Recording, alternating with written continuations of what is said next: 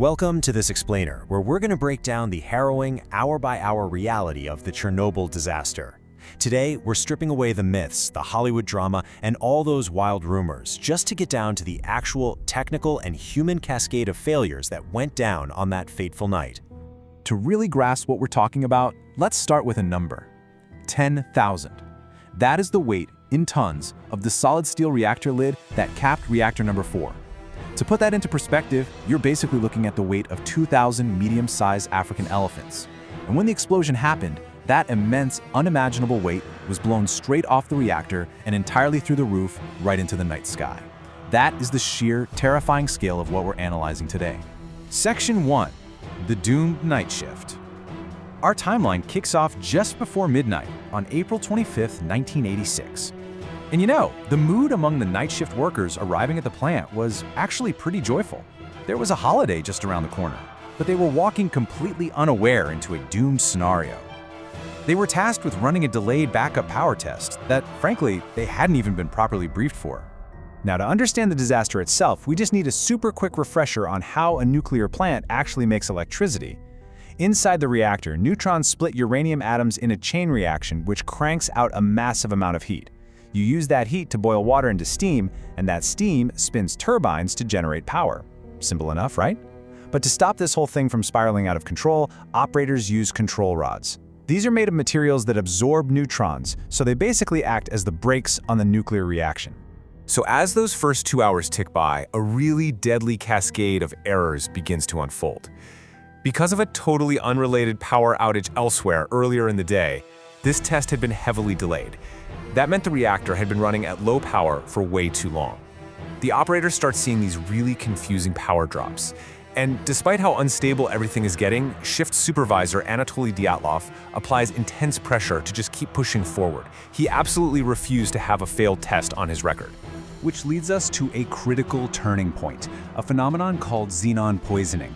Normally, xenon gas just naturally burns away when a reactor is running at full power. But because they'd slowed everything down for this test, the xenon started building up inside the core. It essentially chokes the nuclear reaction, forcing the power to drop even further. So in a desperate last-ditch attempt to force the power back up and keep this test alive, the operators mistakenly pulled out almost all of the control rods. They basically took all the brakes completely off.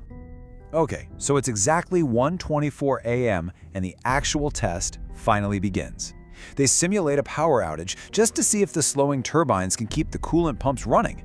But doing this triggers a sudden, massive, and incredibly dangerous surge in power.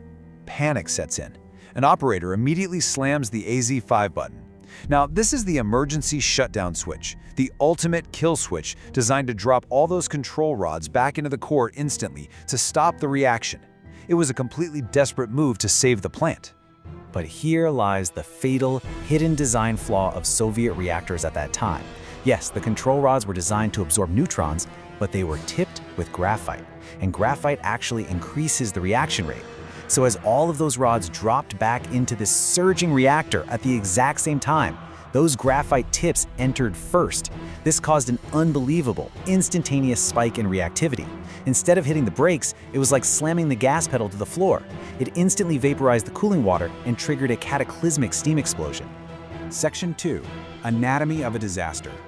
In the immediate, absolute chaos right after the explosion, the workers inside the plant had zero idea what had just happened. It was deafening. People like engineer Alexander Yuvchenko actually thought the United States had attacked them in an act of war. They were completely oblivious to the fact that their own workplace had literally just turned into an open, radioactive volcano. And because this event was so unprecedented, pop culture has heavily sensationalized it over the years.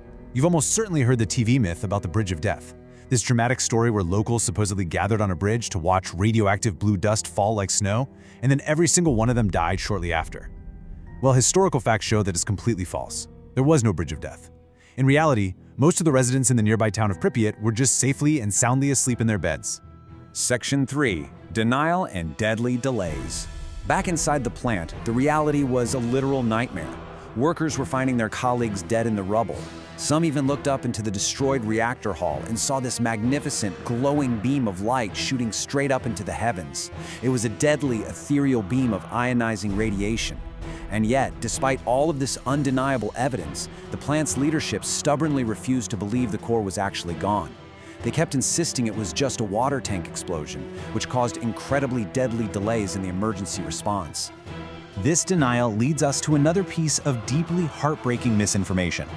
Firefighters like Vasily Ignatenko rushed to the scene without any protective gear and quickly suffered horrific acute radiation sickness. His pregnant wife visited him in the hospital, and tragically, her baby later passed away. For years, this awful myth circulated that she somehow caught the radiation by touching her husband, or that the baby absorbed it to save her. But the reality is, once a victim is cleaned and they are out of their contaminated clothing, radiation is not a contagious disease you can catch through touch. So, as this institutional denial slowly morphs into sheer, undeniable panic, we reach hour 13. The severe burns on the hospital patients make it obvious that an evacuation is absolutely necessary. Expert Valery Logasov arrives on the scene to assess the catastrophic damage. By hour 30, they start a desperate containment effort, literally flying helicopters directly over the exposed, burning core to drop sand and boron into it. And finally, by hour 33, Logasov makes the official call to Moscow. Radiation is spiking exponentially, and the entire city of Pripyat must be evacuated immediately. Just how high was that radiation? Well, to put the sheer danger into perspective, absorbing 400 milliroentgens of radiation over an entire year can be lethal to a human being. Parts of this shattered plant were emitting a staggering 20,000 milliroentgens every single hour. That is exactly why those initial first responders fell so incredibly ill so rapidly. It was an off-the-charts exposure. Section 4. The desperate cleanup. At this point, it is a complete race against time. You have a molten nuclear core burning at an unimaginable 1,200 degrees Celsius. Beyond those really perilous helicopter drops we mentioned, they actually brought in 400 miners to dig massive cooling tunnels directly underneath the reactor in just sweltering awful heat. They were terrified that the molten slag was going to burn right through the concrete pad and poison the entire groundwater system. This brings us to the actual truth behind the famous suicide squad. Scientists were terrified of a second, even larger explosion if that 1,200-degree molten core managed to hit the flooded water tank sitting right beneath it. So 3 men waded into pitch-black, radioactive water to manually find and open the crucial sluice gates to drain it. Pop culture always tells us these men died shortly after this really heroic act, right? But actually, the reality is all 3 of them survived and went on to live long, healthy lives. As this massive cleanup effort raged on, the 116,000 residents of the newly formed exclusion zone were loaded onto buses and told, "Hey, you're just leaving temporarily." But roughly 1,200 stubborn locals, mostly elderly women, the babushkas, absolutely refused to leave.